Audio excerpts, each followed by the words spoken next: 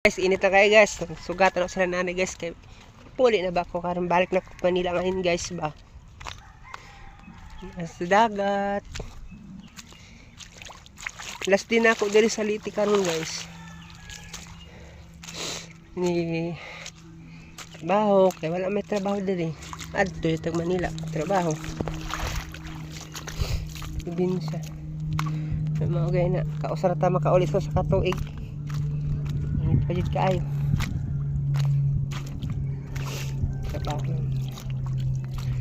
Tingnan taon sila ng waltog isda guys to.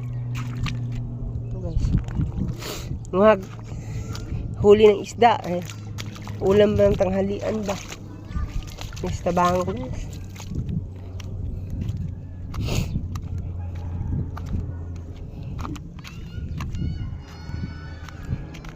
Dugay kayo may puyo sa ormok guys. Dito yung panganak guys. Mga 30 katuig ormok. Kali na buwang na sila. Diri na sila namatay sa tatay guys. Ano balik kaya po mi diri. Kaya bisag kuhan mo mani lugar na. Hindi. Nadakaan ba? Sus. Pagkainit na kayo. Ito sila eh. Ito sila eh. Hindi mo sila makuha diri. Saan yung camera na ko? Hindi mo sila makuha guys. Turay. Makita mga tao ba iske. Init kay tanan. Okay. Tingnan natin yung mga kuha nila guys. Ini ba mga followers? Tingnan na anong mga huli nila ngayon guys ba. Sa Tagalog huli, sa Bisaya kuha.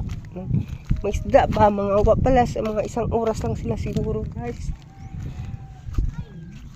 Nakay kuha.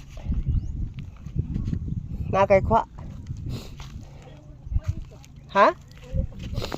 Wow, asa ba? Guys. Ito guys libre na. Libre ng ulam dito pag masipag ka lang dito sa Tabango guys. Yan ang problema di ba? Huwag trabaho. Wala kay pambiling bigas guys, pambayad sa kuryente. Pilitan ka talaga ng trabaho sa Manila. Wala kang trabaho dito. Tapos di ako marunong manghuli ng isda. Hindi kasi ako lumaki dito guys sa probinsya sa Ormoc. Dito mas yung iba sana yung mga